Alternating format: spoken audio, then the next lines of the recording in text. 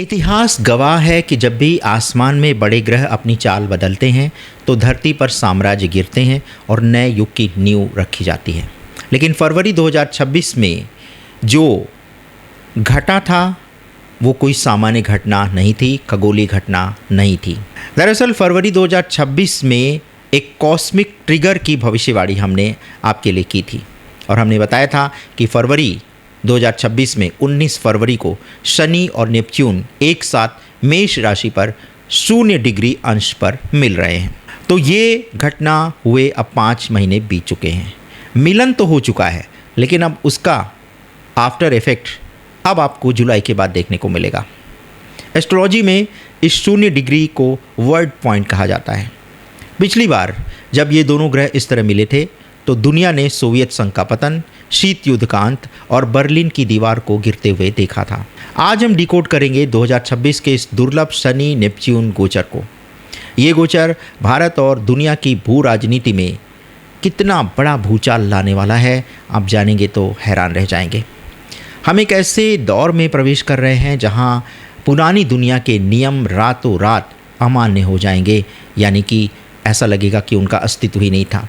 वैश्विक सत्ता के छिपे हुए चेहरे बेनकाब होंगे और एक नई वैश्विक व्यवस्था यानी न्यू वर्ल्ड ऑर्डर का निर्माण होगा। और ये निर्माण होगा आग और संघर्ष के बीच, यानी न्यू वर्ल्ड ऑर्डर किसी शांतिपूर्ण व्यवस्था में नहीं बनेगा बल्कि इसके पीछे एक बहुत बड़े संघर्ष की भूमिका होगी। तो कुर्सी की पेटी बांध लीजिए, क्योंकि ये डिकोडिंग आपको विश्व राजनीति के उस कड़वे सच से आपको रूबरू कराने वाली है जिसे मुख्य धारा का मीडिया आप तक कभी नहीं पहुंचाएगा। इस भू राजनीतिक तूफान को समझने के लिए हमें पहले इन ग्रहों की प्रकृति को समझना होगा। सबसे पहले शनि की बात करते हैं। शनि एक चट्टान है। ये सत्ता, सीमा, कानून, नियंत्रण, अनुशासन और कठोर वास्तविकता का प्रतीक है। नेपच्यून की बात करें, ये समुद्र का प्रतीक है, ये भ्रम का प्रतीक है, गहरे रहस्य, तेल और गैस और विचारधारा और पुरानी संरचनाओं को घोलकर नष्ट करने का प्रतीक है नेपच्यून। जी हाँ, कल्पना कीजिए जब समुद्र की लहरें लगातार एक चट्टान से टकराती हैं तो अंततः चट्टान टूटकर रेत में बदल जाती है। लेकिन सबसे बड़ा खतरा ये है कि ये गोचर मेष राशि में हो रहा है। अब मेष राशि अग्नि तत्व की राशि है जो युद्ध, आक्रामकता, सेना और नई शुरुआत का प्रतिनिधित्व करती है। आप देख रहे होंगे कि फरवरी 2019 के बाद से आप देख रहे होंगे एसी में ब्लास्ट होने की घटनाएं कितनी बड़ी मात्रा में देखी जा रही हैं। इससे पहले भी तो एसी चलते थे, टेम्परेचर ज़्यादा होता था, लेकिन एसी में ब्लास्ट होने की घटनाएं रेयर ऑफ द रेयर सुनने को मिलती थीं। लेकिन अब आप देख रहे हैं कि महानगरों में एसी ब्लास्ट की घटनाएं आम हो गई हैं। लखनऊ में भी जो अग्निकांड हुआ है उसमें देखिए कितने लोग मारे गए हैं। जगह जगह आग लगने की घटनाएं हो रही हैं। क्यों? क्योंकि जो मेष राशि है वो अग्नि तत्व की राशि है और जब इसमें नेपच्यून और शनि का मिलन हो गया है तो अग्नि की दुर्घटनाएं बढ़ गई हैं। जब शनि का नियंत्रण और नेपच्यून का भ्रम मेष राशि की अग्नि में मिलते हैं तो इसका सीधा संकेत है कि पुरानी वैश्विक संस्थाएं जैसे UN, WHO या पुरानी संधियां अपना महत्व खोने लगती हैं। जो सीमाएं दशकों से शांत थीं वो अचानक सुलग उठेंगी और ये वो समय है जब जनता को अचानक ये एहसास होगा कि वे जिन नेताओं और व्यवस्थाओं पर भरोसा कर रहे थे वे भीतर से पूरी तरह खोखले थे, यानी कि उनका भरोसा पूरी तरह से टूटने वाला है।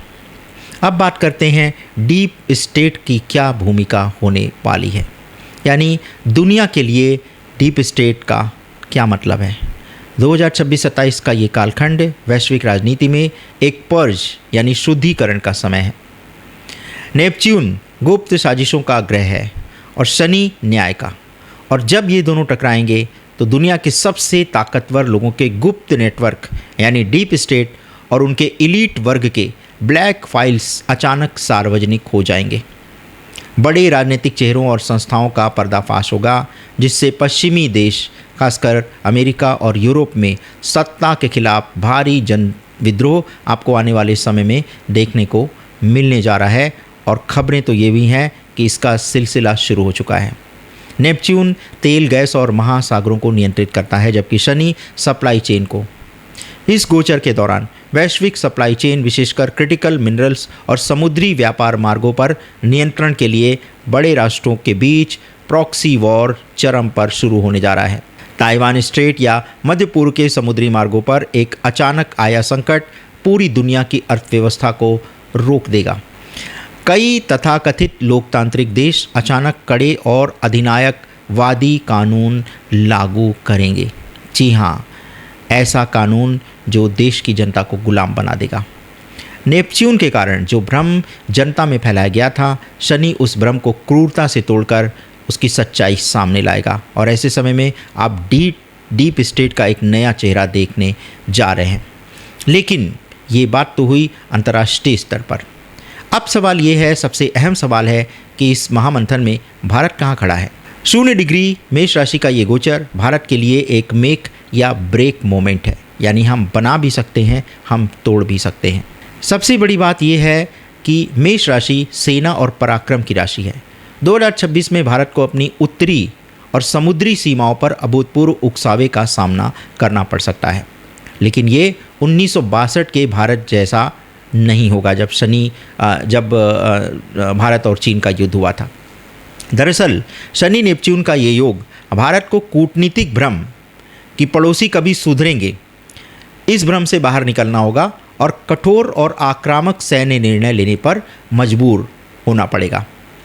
हम पाक अधिकृत कश्मीर या अक्साई चीन जैसी फ्रोजन में अप्रत्याशित अचानक बदलाव देख सकते हैं, यानी कि पाक अधिकृत कश्मीर में आप देख रहे हैं कि वहाँ पे आंदोलन शुरू हो गए हैं और इसी तरह से अक्साई चीन पर भी भारत एक गुप्त एजेंडे पर काम कर रहा है।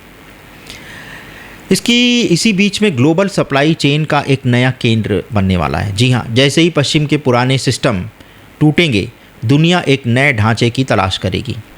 शनि की संरचनात्मक ऊर्जा भारत को क्रिटिकल मैन्युफैक्चरिंग और ग्लोबल साउथ के निर्विवाद नेता के रूप में स्थापित करने जा रही है, लेकिन इसके लिए भारत को अपने आंतरिक भ्रष्टाचार और पुरानी नौकरशाही यानी ओल्ड ब्यूरोक्रेसी को बेरहमी से कुचलना होगा। यानी हमें शासन का एक नया तरीका खोजना होगा। भारत के भीतर भी विदेशी फंडिंग से चलने वाले नैरेटिव और प्रोपेगेंडा एक्सपोज होंगे और नेपच्यून के कारण एक्सपोज होंगे। देश की न्यायपालिका और प्रशासन में बड़े और ऐतिहासिक सुधार होने वाले हैं, जो शुरुआत में आपको बहुत पीड़ादायक लगेंगे और अस्थिर करने वाले लगेंगे, लेकिन वो भविष्य की एक बहुत मजबूत नींव रखने जा रहे हैं। कुल मिलाकर के आप ये कह सकते हैं कि शनि और नेपच्यून का 0 डिग्री पर ये मिलन दुनिया से ये कह रहा है कि भ्रम का समय है वो खत्म हुआ। अब आपको यथार्थ का सामना करना पड़ेगा। मेष राशि में होने के कारण ये गोचर हमें शिकायत करने या पीड़ित बनने का समय नहीं देगा, ये एक्शन का समय है। भू राजनीतिक स्तर पर जो देश पुराने गठबंधनों के भरोसे बैठे रहेंगे वो डूब जाएंगे। जो देश अपनी संप्रभुता और आंतरिक शक्ति पर खड़े होंगे वो अगले 36 सालों के चक्र पर राज करेंगे। व्यक्तिगत स्तर पर इसका संदेश साफ है, किसी भी राजनेता, संस्था या बाहरी सेवियर पर अंधविश्वास करना बंद करें।